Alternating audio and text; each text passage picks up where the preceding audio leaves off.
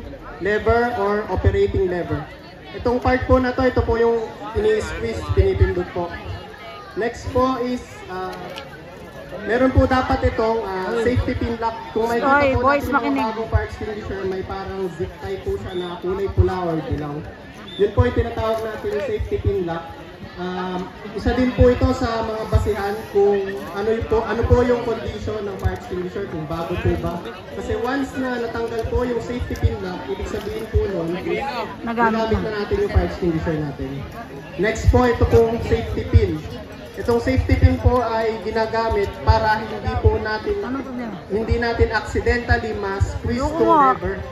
Para kung sakaling tumatakbo tayo, pag ganito hawak natin, hindi natin siya ma-squeeze. Tsaka ang tamang paghawak po pala ng ating fire extinguisher is hindi dito sa taas, hindi ganito.